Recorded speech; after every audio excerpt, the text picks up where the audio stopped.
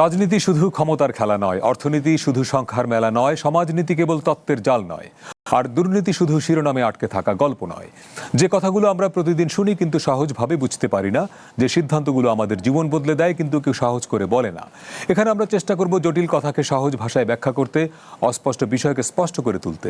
এখানে কথা হবে সহজে, প্রশ্ন হবে সোজা সাপটা, যেন আপনি সহজে বুঝতে পারেন, ভাবতে পারেন এবং সঠিক সিদ্ধান্ত নিতে পারেন। আমন্ত্রণ কঠিন কথা সহজে। আছি আমিন আল রশিদ। আজ 1 আগস্ট 2026। যদিও 2 বছর আগে 2024 সালের এই দিনটিকে 32শে জুলাই নাম দিয়েছিলেন তরুণরা, যারা বৈষম্যের বিরুদ্ধে রাস্তায় নেমেছিলেন একটি নতুন বাংলাদেশ বিনির্মাণের স্বপ্ন নিয়ে। যে লড়াই শেষ হয়েছিল 5 আগস্ট, কিন্তু তরুণরা 5 আগস্টেরও নাম দিয়েছিলেন 36শে জুলাই, অর্থাৎ জুলাই শব্দটি হয়ে উঠেছিল আন্দোলনের সমার্থক। প্রশ্ন হলো, সেই জুলাই কি শেষ হয়েছে? যে বৈষম্য এবং রাষ্ট্রীয় অপরাধের বিরুদ্ধে গণজাগরণ হয়েছিল, অভ্যুত্থানের পরে গত 2 বছরে সেখানে কতটুকু পরিবর্তন হলো? রাজনীতি কি এখনো বিষোদ্গার আর প্রতিপক্ষ দমনের পুরনো বন্দোবস্তে ঘুরপাক খাচ্ছে?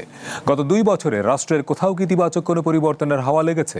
এসব প্রশ্নের উত্তর খুঁজতেই আমাদের আজকের কঠিন কথা সহজে। আমাদের সঙ্গে স্টুডিওতে আছেন বিএনপির সংসদ সদস্য এবং দলটির প্রশিক্ষণ বিষয়ক সম্পাদক এ.বি.এ মোশাররফ হোসেন, আছেন জাতীয় নাগরিক পার্টি এনসিপির যুগ্ম আহ্বায়ক সারওয়ার তুষার, এবং আমাদের সঙ্গে কিছুক্ষণের মধ্যেই জয়েন করবেন জাতীয় পার্টির মহাসচিব ব্যারিস্টার শামীম হায়দার পাটোয়ারি। সারওয়ার তুষার, আপনাকে দিয়ে শুরু করতে চাই। আজকেই ব্রাহ্মণবাড়িয়ায় একটি অনুষ্ঠানে আপনাদের দলের নেতা এবং সংসদ সদস্য মাহমুদা মিতু একটি বক্তব্য দিয়েছেন, একটু চুম্বক অংশ শুনে আসি। তারা যদি জিয়া ব্যবসা করতে পারে, জুলাই ব্যবসা করতে অসুবিধা কি? আপনারা নিজেদেরকে এমন একটা জায়গায় নিয়ে গেছেন যে আপনাদের পক্ষে কোনো নির্যাতিত মানুষ নেই। কারণ কি?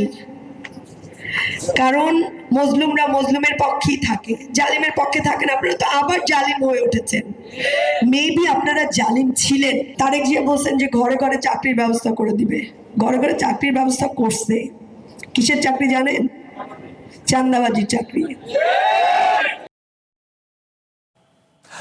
সারওয়ার তুষার, ওনার প্রথম বক্তব্যটা যে জিয়াকে নিয়ে যদি ব্যবসা হতে পারে, জুলাইকে নিয়ে কেন ব্যবসা নয়? আমরা আওয়ামী লীগের আমলে দেখেছি যে মুক্তিযুদ্ধের চেতনা, বঙ্গবন্ধু নামে প্রচুর ব্যবসা হয়েছে। অভ্যুত্থানের পরে আবার সেই একইভাবে জুলাইয়ের চেতনার নামে প্রচুর ব্যবসা হচ্ছে।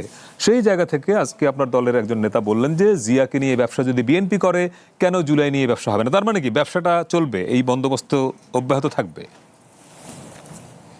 আচ্ছা, থ্যাংক ইউ।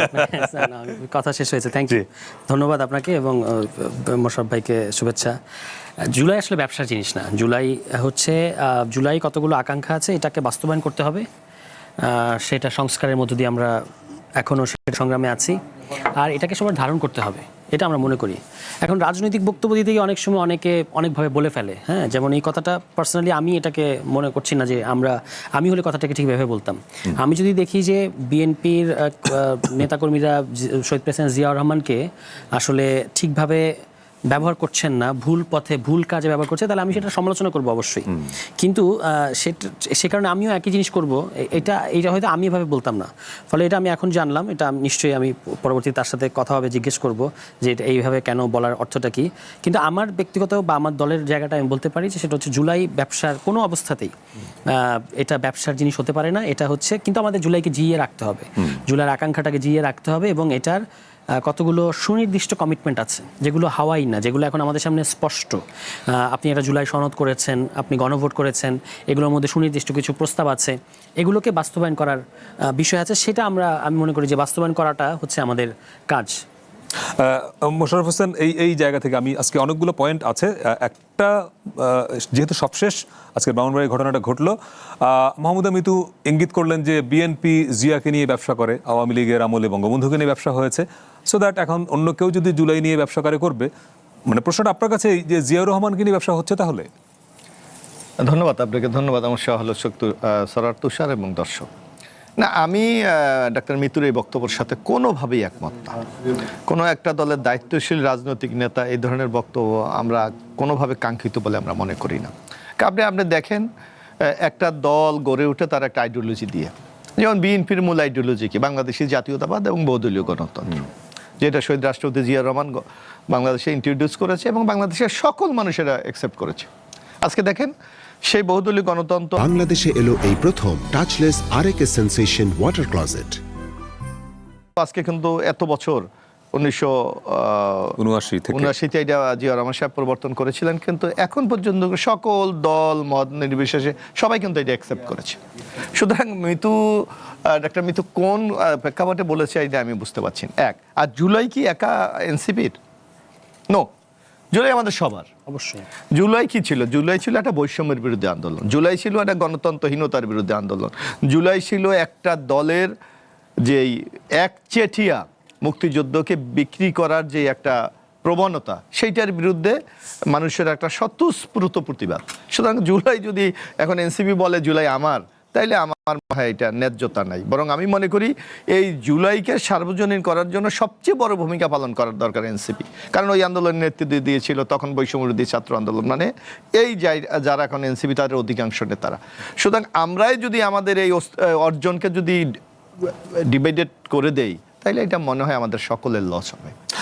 আমাদের সঙ্গে এরই মধ্যে যুক্ত হয়েছেন জাতীয় পার্টির মহাসচিব ব্যারিস্টার শামীম হায়দার পাটোয়ারি। আপনাকে স্বাগত। আমরা শুরু করছিলাম আজকেই ব্রাহ্মণবাড়িয়ায় এনসিপির নেতা মাহমুদ মিতু একটি বক্তব্য, অনেক কথার মধ্যে একটা লাইন এরকম ইনি বলেছেন যে বিএনপি যদি জিয়াউর রহমানকে নিয়ে ব্যবসা করতে পারে, জুলাইকে নিয়ে ব্যবসা কেন নয়, যেহেতু অভ্যুত্থানের পরে জুলাইয়ের চেতনা নিয়ে ব্যবসার অভিযোগ আছে। দুজনই মানে সেই বক্তব্যের সঙ্গে একমত নন বলেছেন। ইভেন সারার তুষারও বলেছেন যে তিনি এভাবে বলতেন না, মোশাররফ ভাই তাই বললেন।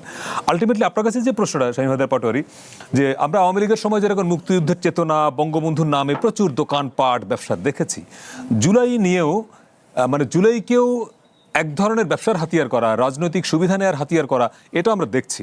তাহলে গত 2 বছর ধরে আমরা যে পরিবর্তনের প্রত্যাশাটা ছিল আমাদের, যে কোনো একটা পার্টিকুলার বিষয় নিয়ে নির্দিষ্ট কিছু লোক ব্যবসা করতে পারবে না, সেই জায়গা থেকে বেরোতে পারলাম কিনা? না, মাহমুদ মিতু ঠিক ওই অর্থে মিন করেছে বলে আমার মনে হয় না। গত 2 দিনের ঘটনা প্রবাহ খুব উত্তেজনাকর, উনি হয়তো বা ওই অর্থে বলেছেন, সিম্বলিক অর্থে। আর এগুলো নিয়ে ব্যবসা করার সুযোগ কোথায় আছে? সুযোগ আর জিয়াউর রহমান তো বীর মুক্তিযোদ্ধা ছিলেন, রাষ্ট্রনায়ক ছিলেন, সেক্টর কমান্ডার ছিলেন, তার তো বিশাল সোয়াজ বঙ্গবন্ধু 17 বছর জেলে ছিলেন, 2টো আন্দোলনে বঙ্গবন্ধু অংশগ্রহণ করেছে, ব্রিটিশ বিরোধী আন্দোলন আবার পাকিস্তান বিরোধী আন্দোলন, 62, 66, 6 দফা, স্বায়ত্তশাসন, স্বাধীনতা। তো সেইটার সাথে কারো কাছে মনে হতে পারে যে জুলাই ওনাদের মতো, ওনাদের কাছের, আমার কাছে কখনো জুলাই মুক্তিযুদ্ধের ধারে কাছেও মনে হয়নি। ইন এ সেন্স আমি নিজেও জুলাই আন্দোলনের সময় টক শোতে স্পষ্ট ভাষা আন্দোলনের পক্ষে কথা বলেছি, নিজেকে কখনো জুলাই যুদ্ধ বলার প্রয়োজন হয়নি, কোনোদিন বলিও নি, যে ব্যবসার লাইসেন্সটাও কোনোদিন চাইনি, প্রয়োজন হয়নি। এখন অবশ্যই জুলাই একটা অত্যন্ত বড় ঘটনা, এবং যে তরুণরা নেমেছিল তাদের সাথে আমি এরপরে 6-7 মাস 8 মাস পর্যন্ত আমরা কথাবার্তা বলতাম, তারা কিন্তু ট্রমাটাইজ ছিল জুলাইয়ের পরে দীর্ঘদিন। তাদের জীবনের, অনেকের জীবনে প্রথম আন্দোলন, অনেকের জীবনে প্রথম পুলিশের সাথে লাঠিচার্জ, অনেকের জীবনের ঝুঁকি নিয়েছে, অত্যন্ত তরুণ ছিল। এই প্রাণবন্ত তরুণদের দেশ গঠনে অসাধারণ কাজে লাগানো যেত, কিন্তু সেই সময়ের সরকারের একটা অংশ বা কোনো একটি মানে শক্তি তাদেরকে পেটোয়া বাহিনী হিসাবে, মব, তাদের একাংশকে আমি বলবো পেটোয়া বাহিনী হিসাবে, মব হিসাবে, বেয়াদবতন্ত্র হিসাবে তৈরি করেছে। যে সাহসটা শেখ হাসিনার আমলের শেষের দিকে ক্লিক করেছিল, একই ধরনের অ্যাটিচিউড কিন্তু পরবর্তীতে ক্লিক করবে না, সে প্রেক্ষাপট নাই। কারণ 3টা ফার্স্ট ইলেকশন করার পরে জনগণের একাংশ, বিশাল অংশ হাসিনা বিরোধী যে কোনো মুভমেন্টকে স্বাগত জানিয়েছে। এখন কিন্তু পরিস্থিতি তা না। এই যে এনসিপিকে অপদস্থ করা হলো, এটা যদি সেই সময় হতো বা 2 বছর আগে হতো, 1.5 বছর আগে হতো, সারা দেশের মানুষ তাদের সাথে নামতো। আজকে কিন্তু জনগণের মিশ্র প্রক্রিয়া এটা নিয়ে। এক গ্রুপ সহানুভূতিশীল, আরেক গ্রুপ বলছে ভালো হয়েছে, সবাইকে অপমান করছে, অপদস্থ করতে নিজেও অপদস্থ হচ্ছে। তো এইখানে আমার কাছে মনে হয়েছে এনসিপির সকলের ভালোবাসার পাত্র হওয়ার সুযোগ ছিল, আইসক্রিম বিক্রেতা হওয়ার সুযোগ ছিল, ইকোনমিক্সের ভাষায় বলে। সে সবাইকে খুশি করতে পারতো, সবাইকে হ্যাপি রাখতে পারতো, সবার সম্মান আদায় করতে পারতো, স্নেহ আদায় করতে পারতো। এনসিপি কোনো একটা অজানা কারণে, কারো ডিকটেশনে, কারো নির্দেশে, কারো প্যারুকের ইন্টারেস্ট স্বার্থ রক্ষা করায় তারা একটা অংশ 71কে আঘাত করেছে, একটা বড় অংশ বঙ্গবন্ধুকে আঘাত করেছে, জাতীয় পার্টিকে আঘাত করেছে, সবাইকে কাকে আঘাত করেনি এনসিপি বলেন তো?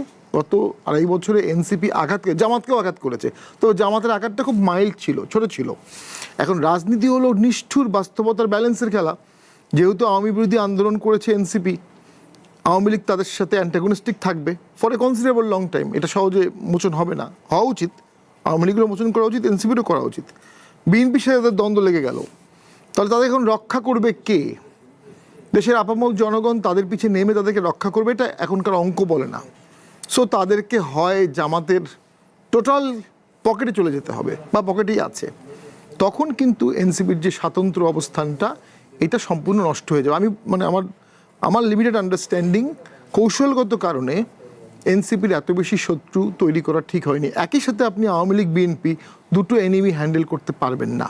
অথবা হতে পারে এনসিপি ভেবেছিল যে প্রথাগত রাজনীতির বাইরে, সকলের বাইরে একটা ধাক্কা দিলে হয়তো বা জনগণ তাদের পিছে লাগবে। দেখুন, যে জনগণ চে গুয়েভারা এবং ফিডেল কাস্ট্রোর জন্য কিউবাতে নেমেছিল, আবার সেই জনগণ কিন্তু বলিভিয়াতে চে গুয়েভারা আহ্বানের নামেনি।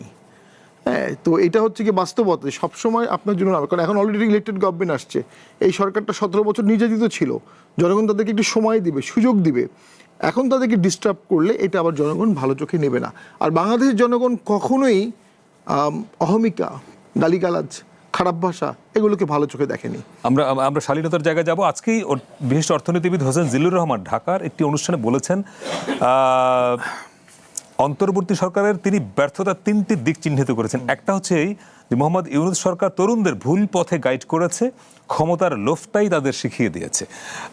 সারার তুষার, মানে এই জায়গা থেকে যে আসলে কি তরুণদের একটি বড় অংশ জুলাই অভ্যুত্থানের পরে ক্ষমতা লোভী হয়ে গেল, এবং ওনার ইঙ্গিতটা এনসিপির দিকে যেটা বুঝতে পারি আর কি।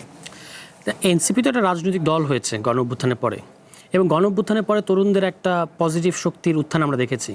এটাকে যে কেউ চাইবে একটা সংগঠিত রূপ দিতে, এবং সংগঠিত রূপ দেওয়ার জন্য আমাদের আধুনিক রাষ্ট্র কাঠামোতে আপনি যদি জনগণের জন্য কিছু করতে চান, যাদের এই পজিটিভ এনার্জি এবং ভাইব আছে, এটাকে যদি স্বতঃস্ফূর্তর জায়গা থেকে একটা গোছানো জায়গা আনতে চান, রাজনৈতিক দলই করতে হয়। আমরা সেটাই করেছি, এবং রাজনৈতিক দল করার মানেই হচ্ছে যে আমরা সুনির্দিষ্ট প্রোগ্রাম এবং সুনির্দিষ্ট কর্মসূচি দিয়ে মানুষের কাছে হাজির হব, এবং টুডে আর টুমোরো মানুষ যদি আমাদের কর্মসূচি পছন্দ করে, তারা আমাদেরকে বৈধ, যেটা পার্লামেন্টারি ডেমোক্রেসির যে সিস্টেম, তার মধ্যে দিয়ে ক্ষমতায় নিয়ে আসবে। ঠিক আছে, ক্ষমতার জন্যই তো আমরা রাজনীতি করি, মানে ক্ষমতার জন্য রাজনীতি করি ইন সেন্স যে আপনি যেটা করতে চান সেটা তো আপনি নিজে ক্ষমতায় না গেলে করতে পারবেন না। কিন্তু আমরা তো কোনো কি বলে যেটা দুরভিসন্ধিমূলক কোনো পথে কিংবা অন্য কোনোভাবে ক্ষমতায় যেতে চাই না, বা সেটা শেয়ারও চাই না। আমরা চাই যে রাজনীতির করতে গেলে এখন আমাদেরকে নতুন দল 1 বছর সবে মিলে 1 বছর 4 মাস এটাকে আরও বিকশিত করতে হবে, সংগঠন করতে হবে সারা দেশে, এবং তার মধ্য দিয়ে একটা সময় আপনার নির্বাচনী প্রক্রিয়ার মধ্যে দিয়ে ক্ষমতায় আসা। এভাবেই আমরা রাজনৈতিক দলটাকে দেখি। এর বাইরে ওনাদের বিভিন্ন বক্তব্য থাকতে পারে আমাদেরকে নিয়ে, কিংবা অ্যাজ এ হোল তরুণদেরকে নিয়ে, কারণ একটা জেনারেশন গ্যাপও আছে। আবার সার্বিক যে আবহ তৈরি করা হয়েছে, সবটা তো এমনি এমনি তৈরি হয়নি, অনেকগুলো ইন্ধন আছে নানান ধরনের। গত 2 বছরে আমাদের মধ্যে যেন যারা আমরা গণতান্ত্রিক শক্তিরা তো সবাই এক জায়গায় নাই, বিভিন্ন জায়গায় আছে। তাদের মধ্যে বিভাজন তৈরি করার জন্য, দ্বন্দ্ব সৃষ্টি করার জন্য অনেক ধরনের কলকাঠি নানা হয়েছে। সেটার টোপ বা ফাঁদে কেউ পড়ে নাই সেটা বলবো না, তরুণদের মধ্যেও কেউ পড়েছে। ফলে কিন্তু আমরা যদি রাজনৈতিক প্রক্রিয়াটাকে আপহোল্ড করতে চাই, তাহলে ওনাদের সমালোচনাগুলো অবশ্যই এগুলো আমাদের শিরোধার্য। এবং এখান থেকে আর একটা লাইন হচ্ছে যে তরুণদেরকে ভুল পথে গাইড করেছেন ডক্টর ইউনূস।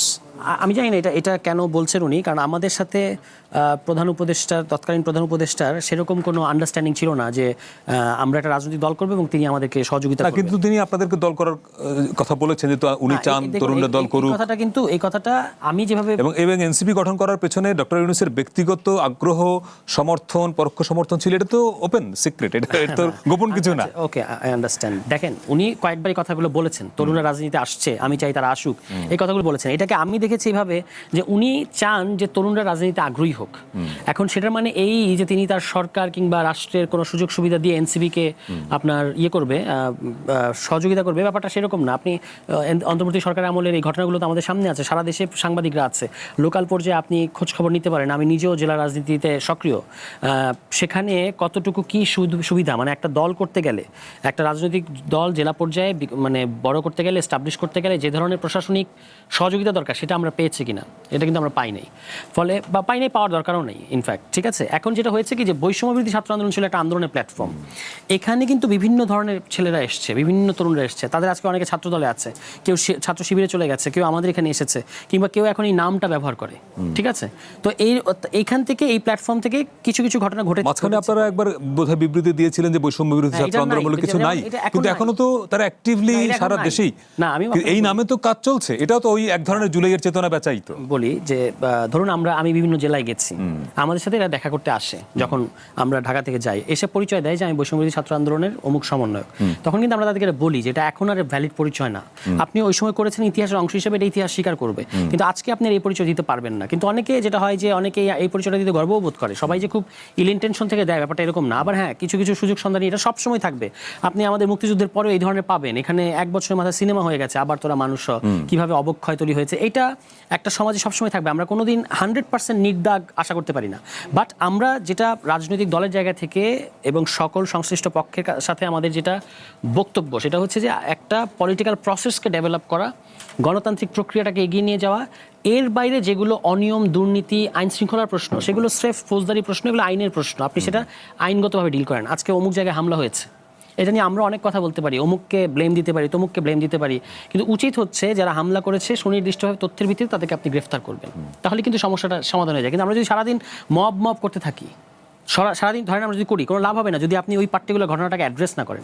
ঘটনাগুলোকে অ্যাড্রেস করা হোক। মাজারে হামলা কারা করলো আমরা তো দাবি করেছি, কিন্তু আমি নিজে দাবি করেছি, আমি মাজারে দেখতেও গেছি, আমি বলেছি যে একটা বিচার বিভাগে তদন্ত কমিশন বা এই ধরনের একটা তদন্ত কমিশন করেন, প্রত্যেকটা ঘটনা 98টা 100টার মতো ঘটনা মনে হয়, এগুলো আপনি করেন, কোথায় কিভাবে হয়েছে, কারা জড়িত বের করেন, তারপর আপনি সেই অনুযায়ী পদক্ষেপ নেন, কেউ তো আপনাকে না করবে না। কিন্তু এটা না করে আমরা যদি এটাকে একটা মতাদর্শিক পোলারাইজেশনের ক্ষেত্রে ব্যবহার করি, যে অমুকেরা মাজার বিরোধী, তমুকেরা মাজার ভেঙেছে, তাহলে কিন্তু মানে শুধু এটা বাক্যবাণে জর্জরিত করা হবে, কোনো কাজের কাজ কিছু হবে না। আপনি যদি সামনে এটা বন্ধ করতে চান, তাহলে এখন আপনাকে এটা আইনগত ব্যবস্থা নিতে হবে। মোশাররফ হোসেন, একটা বিষয় যে স্বামী হায়দার পাউটারি কিছুটা ইঙ্গিত দিলেন যে এনসিপি আসলে সবাইকে শত্রু বানিয়ে ফেলছে, তারা যে একই সঙ্গে আওয়ামী লীগকে শত্রু বানায়, আওয়ামী লীগ তো শত্রু আছেই, বিএনপিকেও যদি শত্রুতে পরিণত করে। প্রশ্নটা হলো এই জায়গায় যে জুলাইয়ের অভ্যুত্থানে আপনারা এখন যারা এনসিপি তারা সবাই একটা প্ল্যাটফর্মে ছিলেন, কিন্তু কি ঘটনা ঘটলো যে এনসিপির সঙ্গে অর্থাৎ সরকারের সঙ্গে এনসিপির একটা বড় দূরত্ব তৈরি হয়ে যাচ্ছে, প্রতিদিনই নানা রকম ঘটনা ঘটছে, মানে এই জন্য দায়টা কি শুধু এনসিপির? আমি একটা কথা বলি, আমরা যারা আমরা আছি 3 জন, আমরা কিন্তু রাজনৈতিক কর্মী। রাজনীতির একটা কালচার আছে, রাজনীতির একটা ভাষা আছে, রাজনীতির কর্মসূচির কিছু শালীনতা আছে। এখন আমরা যদি এমন কিছু করি, এখন বিএনপি এখন রাষ্ট্র পরিচালনার দায়িত্বে, এখন বিএনপিকে কিন্তু সবচেয়ে দায়িত্বশীল ভূমিকা পালন করতে হবে। ঠিক তেমনি এনসিপি কিন্তু আজকে বিরোধী দলের জোটে আছে, সুতরাং তাদেরকেও কিন্তু একটা দায়িত্বশীল এবং জনগণ যেটাকে অ্যাকসেপ্ট করে এই ধরনের একটা কর্মসূচি নিয়ে তাদেরকে এগিয়ে যেতে হবে। সেখানে যদি এমন হয় যে কথাটি স্বামী হায়দার পাটোয়ারি বলেছেন যে আমার কথার মাধ্যমে এনসিপি বা জাতীয় পার্টি বা জামাতে ইসলামী মনক্ষুণ্ণ হবে, তাদের মধ্যে একটা অস্বস্তি তৈরি হবে, তাইলে নিশ্চয়ই তো আমাকে ভাবা উচিত যে আমি কি এই আচরণটা কেন করি। আমার মানে এনসিপির মধ্যে হয়তো সরোয়ার তুষারদের মতে খুব শৃঙ্খল সাংগঠনিক, অনেকের মধ্যে হয়তো এই আবহাওয়াটা নাই, কারো কারো বক্তব্য হয়তো জনমতে বা রাজনৈতিক প্রতিপক্ষ যারা আছে তাদের মধ্যে হয়তো কিছুটা হলো ক্ষোভের তৈরি হয়। তার কারণেই মনে হয় কোনো জায়গায় এরকম কিছু উত্তেজনা তৈরি হচ্ছে। কিন্তু আপনি দেখবেন বিএনপির পক্ষ থেকে আমরা স্পষ্ট ভাষায় বলেছি, হয়তো আপনি ইঙ্গিত করেছেন যে বর্তমানে যে হবিগঞ্জে যে ঘটনা ঘটেছে, এখন আপনি দেখেন আমাদের রাজনীতির একটা ভাষা আছে। যেমন আগে আমরা বলতাম যে এখন তো অনেক আধুনিক হচ্ছে, আমরা সভ্য হচ্ছি, যেমন আগে বলতে তুই বেরিয়ে যা, এখন কিন্তু তাই বলেন, এখন বলে তুমি যদি এখান থেকে চলে যাও আমি খুশি হব। রাইট। অর্থাৎ কথার মধ্যে একটা চমৎকার আবেদন আছে। এখন আজকে ধরেন নাসিরউদ্দিন পাটোয়ারি, কি আমরা ইঙ্গিত করছি বা আপনিও তাই বলছেন যে নাসিরউদ্দিন পাটোয়ারি ধরে নিচ্ছি তিনি যা বলছেন সেগুলো শালীনতার সীমা অতিক্রম করেছে, সেজন্য আক্রমণ করতে হবে না, আক্রমণকে আমরা কোনোভাবে সাপোর্ট করি না। আমরা কিন্তু আমাদের দলের পক্ষ থেকে বলছি যারা অপরাধী, হবিগঞ্জের ঘটনা যেখানের ঘটনা, তা ইন্ডিভিজুয়াল তার ব্যক্তি দায়িত্ব, এটা দল এই দায়িত্ব কোনোভাবে গ্রহণ করবে না। বরং আমাদের রাষ্ট্র, তার মানে হবিগঞ্জ সহ বিভিন্ন জায়গায় যে এনসিপির পদযাত্রায় হামলা হলো, যদি এর সঙ্গে বিএনপি বা ছাত্র দলের একটা অংশ যুক্ত থাকেও বিএনপি তার দায় নিচ্ছে না। না, আমরা নেব না। আপনি দেখেন না হবিগঞ্জে মামলা হয়েছে না, আমরা কি নিষেধ, ছাত্র দলের সভাপতির নামে মামলা হয়েছে। বিএনপি তো রাষ্ট্র ক্ষমতা আছে, ইচ্ছা করলে তো বলতে চায় না মামলা নেওয়া যাবে না। রাইট, একটা বিরতি নিয়ে আসছি, আরো কথা হবে নিশ্চয়ই। আমরা কথা বলছি আজকে জুলাই অভ্যুত্থানের 2 বছর পরে কোথায় কি পরিবর্তন হলো, সঙ্গে থাকবেন, একটু পরেই ফিরছি।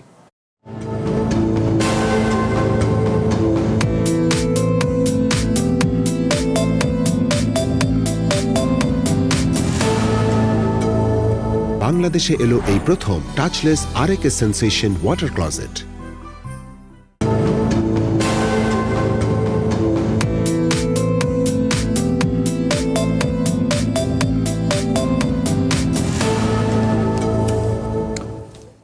বিরতির পরে আবারও স্বাগত কঠিন কথা সহজে। কঠিন কথা সহজ করে বলা কঠিন।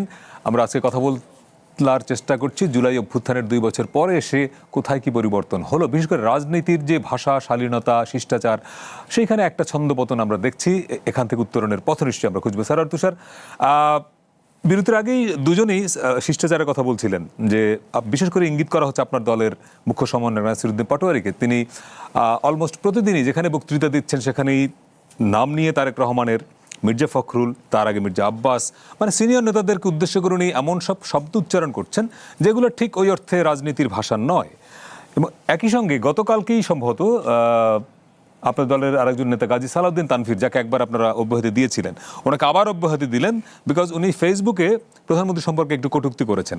দুইটা প্রশ্ন আপনার কাছে, যে নাসিরউদ্দিন পাটোয়ারির এই যে ভাষা, অর্থাৎ বারবার যিনি বিতর্কের জন্ম দিচ্ছেন, এটা দল হিসেবে আপনারা কতটা অ্যাড্রেস করেন, এক, আর দুই, সালাউদ্দিন তানভীরকে যদি ফেসবুকে পোস্ট করার কারণে দল থেকে অব্যাহতি দেন, নাসিরউদ্দিন পাটোয়ারি তো প্রতিদিন বলছেন, তার ব্যাপারে কি?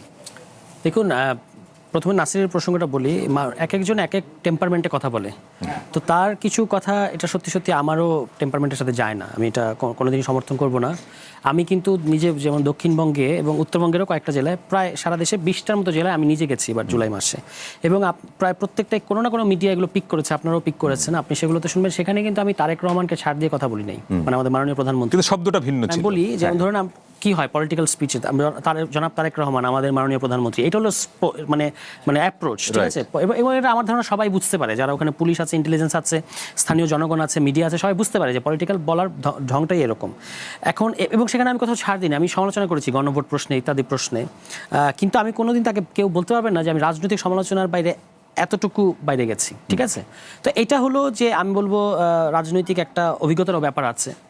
এর বাইরে যারা মানে অশ্লীল কথা বলে কিংবা কুরুচিপূর্ণ কথা বলে, এটা আমার সবচেয়ে, আপনি যদি জিজ্ঞেস করেন যে এটা কীভাবে ডিল করা উচিত, এভাবে হামলা করে এটা কোনোভাবেই কাম্য না।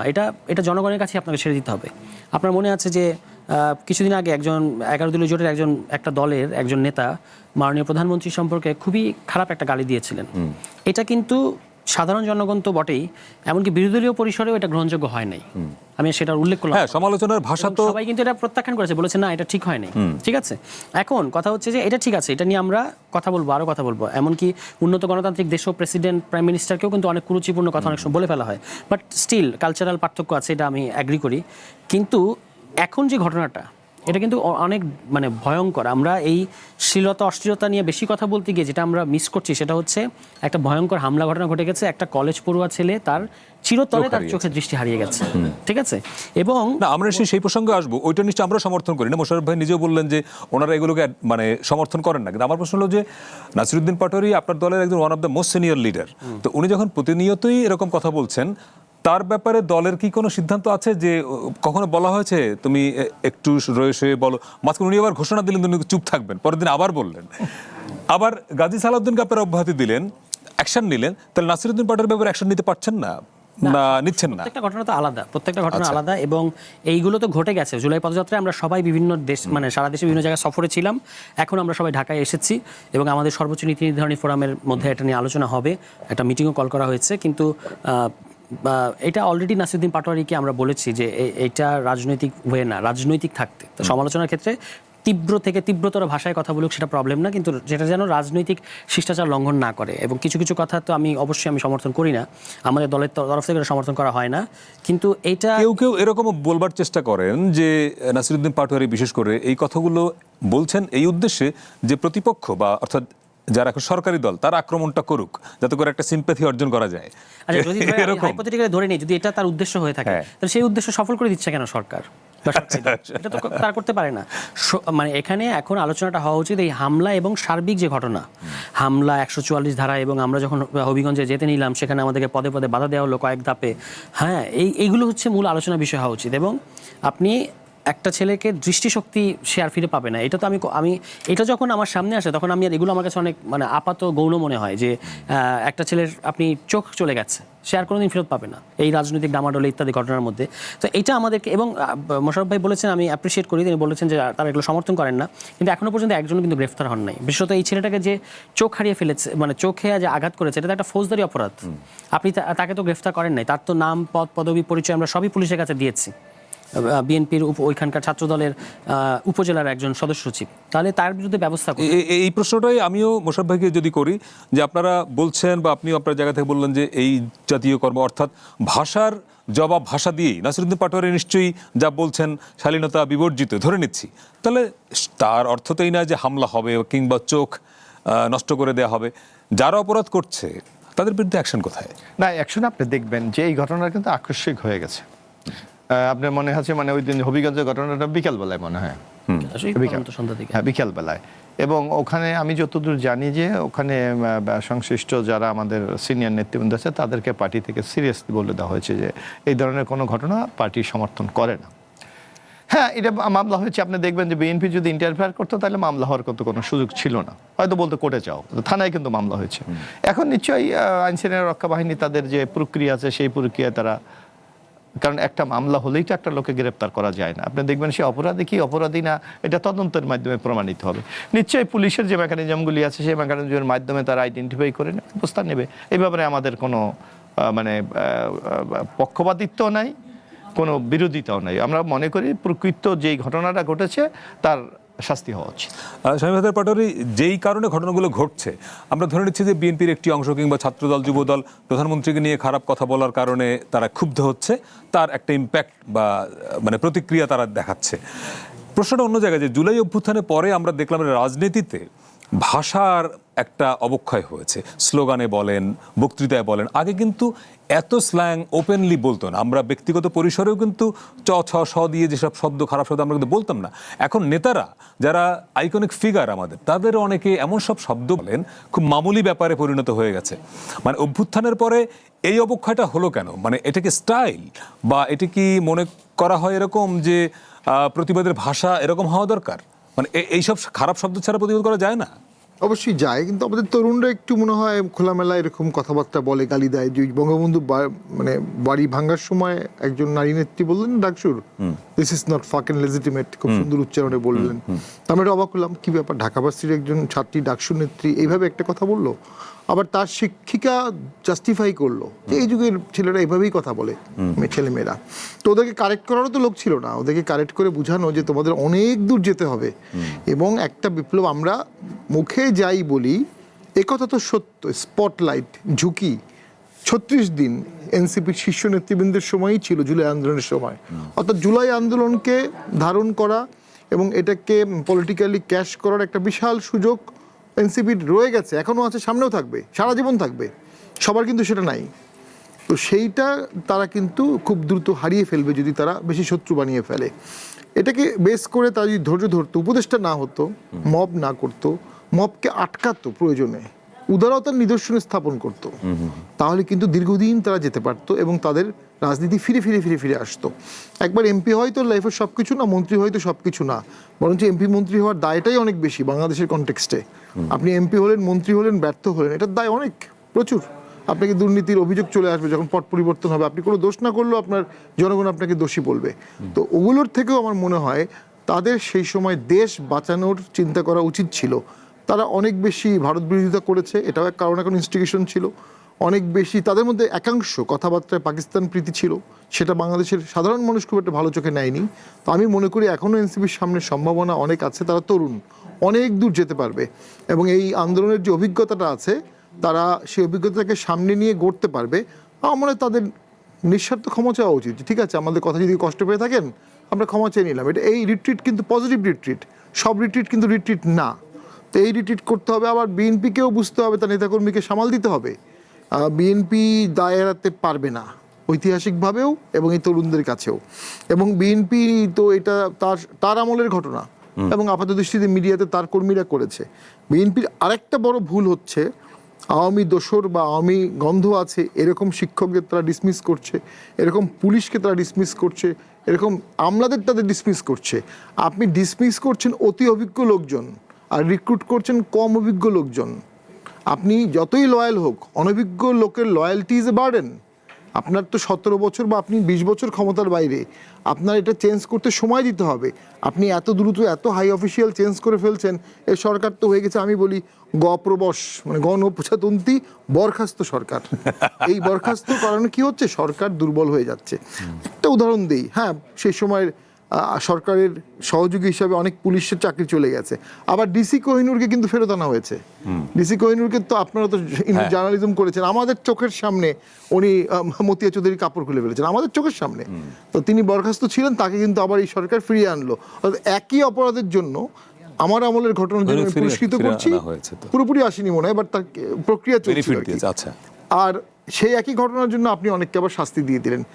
সরকারি চাকরিজীবীর ওপর কখনো রাগ করতে নেই। আমরা যে রাজনীতি করেছি, কোনো ভোটে আমাকে প্রশাসন সহযোগিতা করেছে, কোনো ভোটে প্রশাসন আমাকে প্ল্যান করে হারিয়েছে, এদের ওপর রাগ করার কিছু নেই। সরকার যে কালারের হবে, প্রশাসন সেই কালারের হবে। এদেরকে ইউজ করতে হবে, এরা সরকারকে ইউজ করে, আপনি ওদেরকে ইউজ করে শক্তি বাড়াবেন। কিন্তু আপনি যখন তাদেরকে ঠেলে দেবেন, বাদ দেবেন, বরখাস্তের ভয় দেখাবেন, তখন কিন্তু সে আপনাকে সহযোগিতা করবে না। কোনো একটা পর্যায়ে আপনার কান্ট্রি ওয়াইজ একটা ম্যাসিভ প্রয়োজন হবে, আপনি দেখবেন ব্যুরোক্রেসি সুতো ছিঁড়ে গেছে মাঝখানে এবং তখন আর দেশের আমি একটু জাস্ট আপনার আগের প্রসঙ্গে স্যার তুষারের কাছে যদি জানতে চাই যে নিশ্চয়ই অভ্যুত্থানের পরে যখন আপনার দলটা গঠন করলেন, তারপর থেকে এখন পর্যন্ত একটা বিরাট সম্ভাবনা ছিল, জনাব পাটোয়ারি যেরকম বললেন যে মানুষ তো আসলে বিএনপি আওয়ামী লীগের এই বলয়ের বাইরে একটা নতুন শক্তি চেয়েছিল, বা এখনো সেই প্রত্যাশাটা মানুষের মনে আছে, কিন্তু আপনারা দ্রুততম সময়ের মধ্যে এমন সব কাজ করলেন যাতে করে একটা জনগণের বিরাট অংশের বিরাগ ভাজন হলেন। এবং স্বামী হায়দার পাটোয়ারি শুরুতে বলছিলেন যে এই যে বিভিন্ন জায়গায় আপনারা হামলার শিকার হচ্ছেন, জনগণের মধ্যে একটা মিশ্র প্রতিক্রিয়া, কেউ কেউ ভাবছে আজ ভালোই হচ্ছে, ফলে এইটাকে আপনারা রিয়েলাইজ করেন কি না? দেখেন, আমি তো দায়িত্ব নিয়ে এটা বলতে পারি, আমি তো অনেকগুলো জেলায় গেছি, একাধিক উপজেলায় গেছি, এবার এই জুলাই মাস, আগে তো গেছি। সেখানে আমি সাধারণ মানুষের যে আমাদের সাথে যে ধরেন ইন্টারাকশনের ধরনটা দেখেছি, সেটা কিন্তু খুবই পজিটিভ, খুবই ইতিবাচক।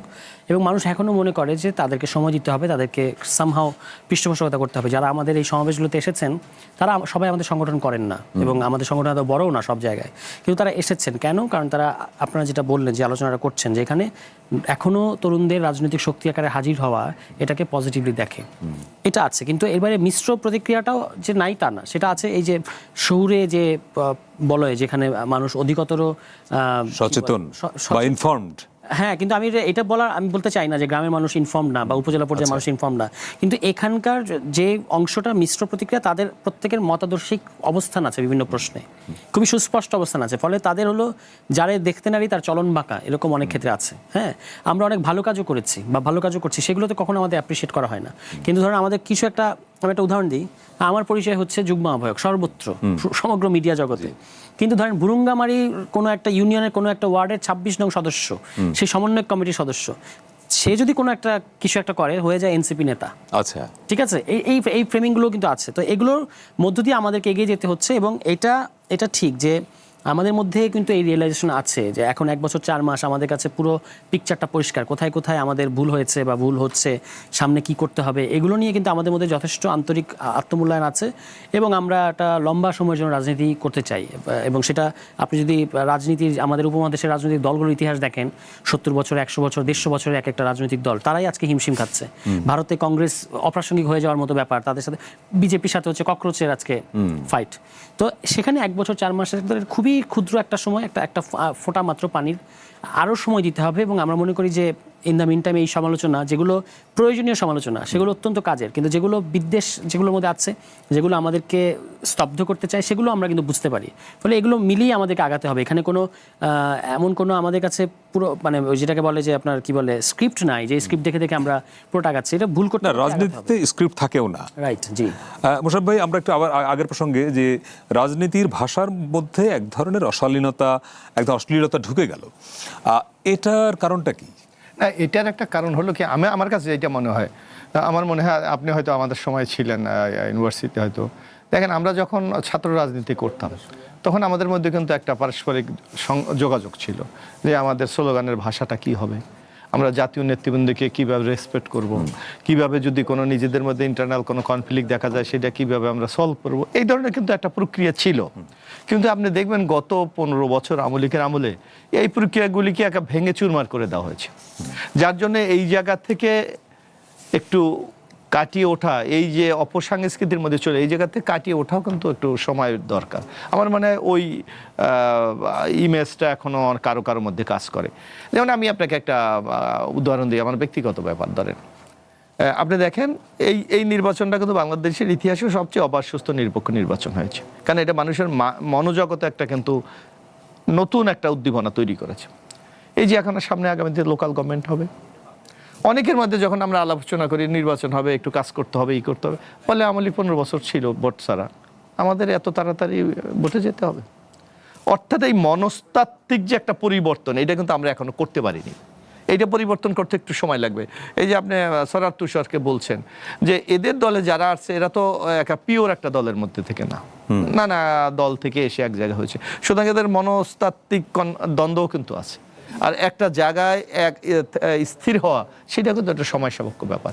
যার জন্য আমার মনে হয় এই যে বিতর্কগুলো উঠছে, যে কোনো জিনিসের আপনি কিন্তু বিতর্ক সবসময় নেগেটিভ না, অনেক সময় কিন্তু আগামী দিনে পরিশুদ্ধ হওয়ার জন্য আমাদেরকে একটা শিক্ষা দেয়। তা আমার মনে হয় এই জায়গাগুলি থেকে আমাদের রাজনৈতিক দলগুলি যারা মানুষের, কারণ আমাদের সর্বশেষ পরিণতি কি, যে জনগণের কাছে যেতে হবে, সেই জনগণ যদি আমাদেরকে নেতিবাচকভাবে নেয়, তাহলে কিন্তু আমাদের সাফল্য অর্জন করা খুব কঠিন হয়ে দাঁড়াবে। যার জন্য আমাদের মনে হয় সকলেরই প্রতিনিয়ত আমাদেরকে এই মেজারমেন্টটা করা উচিত যে জনগণ কি ডিমান্ডটা করে, সেই ডিমান্ড অথবা তাদের পালসটা ধরতে যদি আমরা ব্যর্থ হই, তাইলে কিন্তু আমরা রাজনীতি থেকে আবার হোঁচট খাবো। আজকে নাহিদ ইসলাম মানে এনসিপির আহ্বায়ক ঢাকায় একটা অনুষ্ঠানে বলেছেন যে দেশে আবারও ভয়ের পরিবেশ ফিরে আসছে।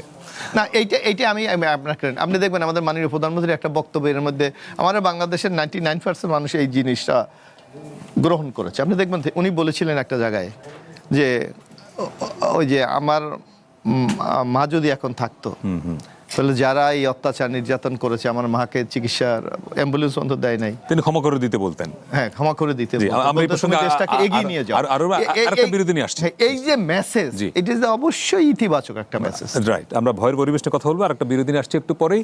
সঙ্গে থাকবেন কঠিন কথা সহজের।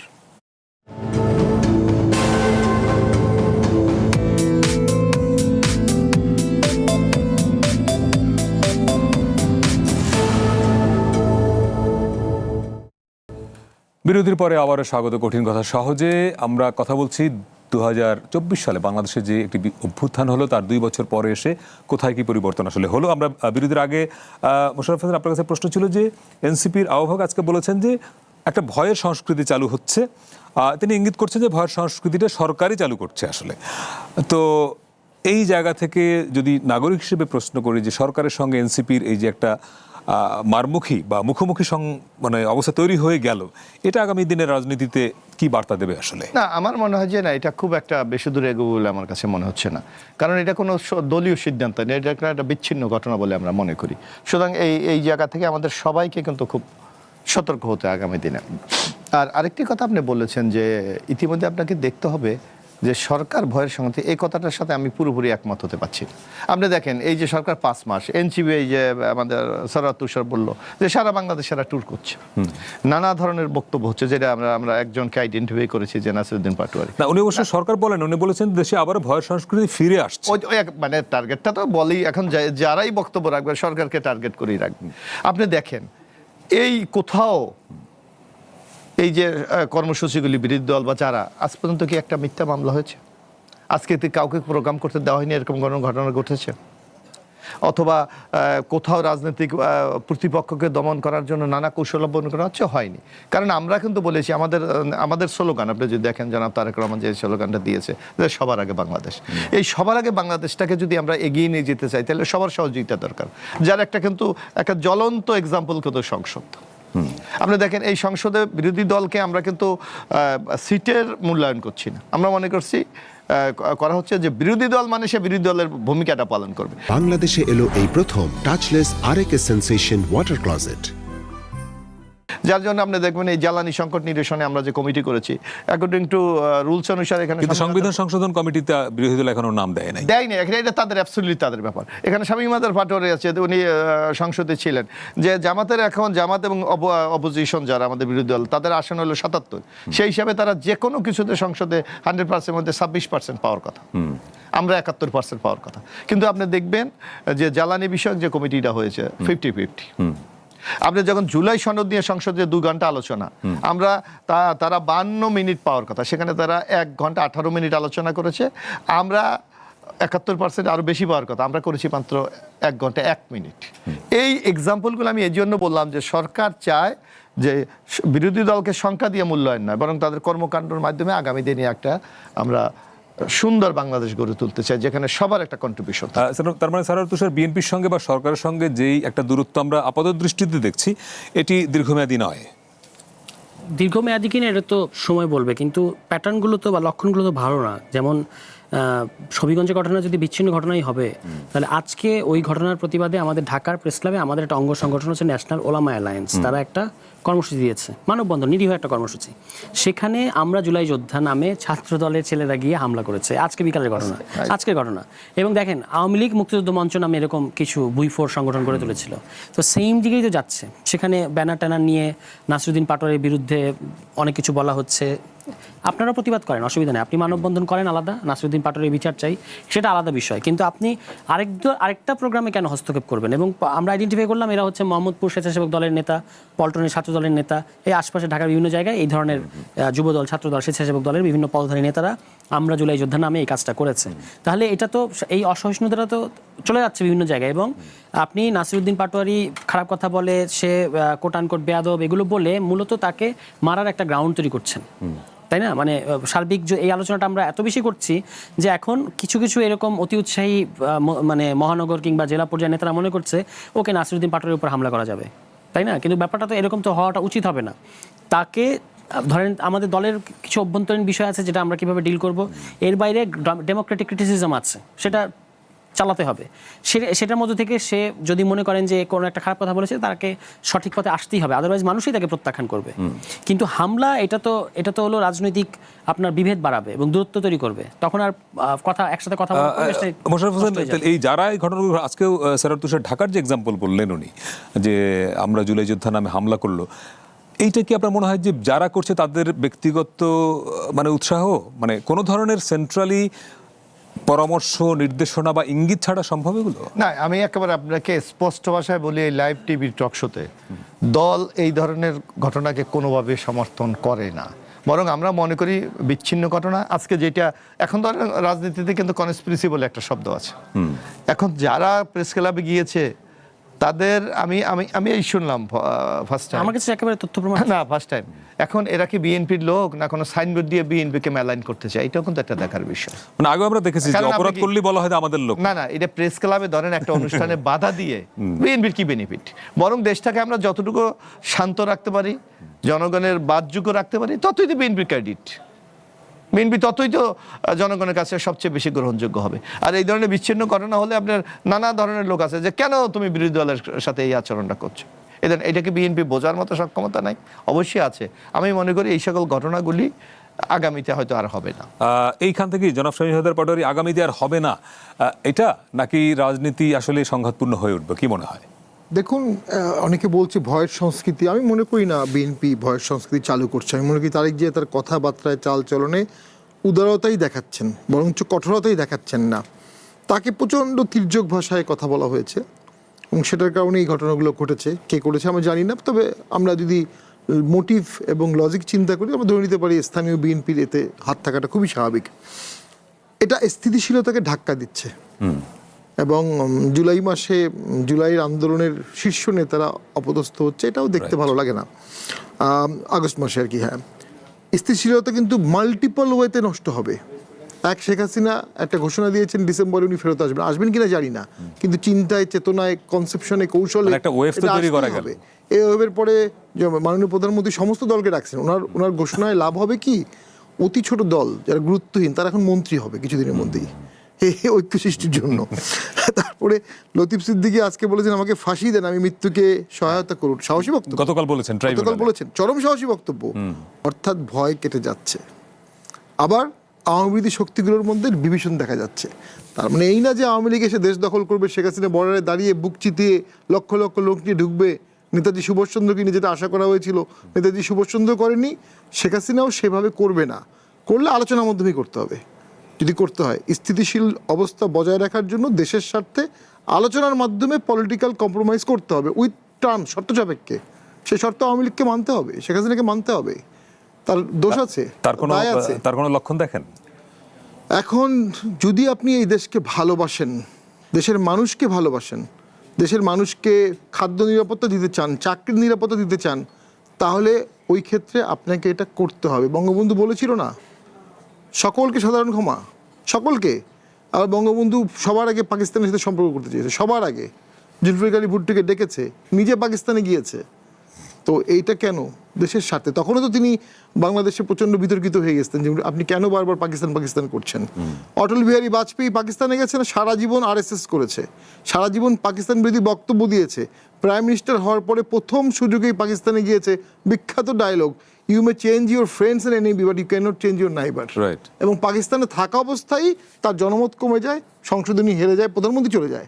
তো দেশের স্বার্থে বুকে পাথর বেঁধে হলেও দেশের স্বার্থে সিদ্ধান্ত নিতে হবে। এই সিদ্ধান্তগুলো নেওয়া খুব কঠিন, কারণ আপনার নিজের দলই আপনাকে ওন করবে না, এই সিদ্ধান্তে সহযোগীরা ওন করবে না। কিন্তু দেশের স্বার্থ কোনটায় রক্ষা হবে, দেশের মানুষের স্বার্থ কোনটায় রক্ষা হবে, এটা বুঝতে কিন্তু এটা কিন্তু ঘোলাটে পানি না। মানে দেশের স্বার্থে আপনি কি বলছেন যে শেখ হাসিনার ফিরিয়ে আনতে হবে? আমি সেটা বলছি না। সকল দলের রাজনীতি করার সুযোগ না দেয়া পর্যন্ত বাংলাদেশ, সকল দল বলতে তো আওয়ামী লীগ শান্ত হবে না। না, কিন্তু সারোয়ার তুষার, আপনারা এবং যারা এখন বিরোধী দলে তারা তো এই বিষয়ে নিশ্চয়ই কোনো কম্প্রোমাইজ করবেন না। দেখুন, ব্যাপারটা তো এরকম না যে শেখ হাসিনা ছাড়া বা আওয়ামী লীগ ছাড়া দেশ কোথাও আটকে গেছে এবং আমরা তাকে এনে দেশের স্থিতিশীলতা নিশ্চিত করতে হবে। ওনাকে না আনলেও যদি যে কি বলে এটাকে ইনক্লুসিভ পলিটিক্স যেটাকে বলেন আপনারা, সেটা বাদ দিয়ে হবে? এখানে আমি মাননীয় স্বরাষ্ট্রমন্ত্রীর অনেক সমালোচনা আমি করি, কিন্তু অন্তত এই ক্ষেত্রে আমি তার বক্তব্যটা সমর্থন করি যে আওয়ামী লীগকে প্রমাণ করতে হবে তারা একটা রাজনৈতিক দল, সেটা আদালতের মধ্য দিয়ে আসতে হবে। আপনি যদি বাংলাদেশের ভায়োলেন্সের হিস্ট্রি দেখেন, সেখানে সবচেয়ে বেশি ভায়োলেন্স এবং যেগুলো অনেক ক্ষেত্রে পলিটিক্যাল যে নেচার ভায়োলেন্সের সেটাকে ছাপিয়ে যায়, এটা আওয়ামী লীগই করেছে। এখন যারা এখনকার প্রেক্ষাপটে যদি বলি, যারা অস্থিতিশীলতার কারণ, তাদেরকে কি আমরা বলবো যে আপনারা না আসলে স্থিতিশীল হচ্ছে না দেশ, কারণ আপনারা অস্থিতিশীল করে যাচ্ছেন? ব্যাপারটা তো এরকম না। ওই যে ট্রুথ অ্যান্ড রিকনসিলিয়েশনের কথাটা বলে, এটা ট্রুথ অ্যান্ড রিকনসিলিয়েশন শব্দটা খুব শুনতে খুব ভালো লাগে, কারণ সাউথ আফ্রিকায় একটা ঘটনা এরকম ঘটেছে। এটা মনে রাখতে হবে, সাউথ আফ্রিকায় যে স্যাটেলার কলোনিয়াল যে পার্টিটা, ন্যাশনাল পার্টি, তারা এই ট্রুথ অ্যান্ড রিকনসিলিয়েশন প্রসেস শুরু হওয়ার পরেও তারা বিলুপ্ত হয়েছিল 1997-এ, এবং তারপরে তারা নিউ ন্যাশনাল পার্টি নামে আবারও নিজেদেরকে লঞ্চ করে, কিন্তু সেটাও 2005 সালে বিলুপ্ত হয়েছিল।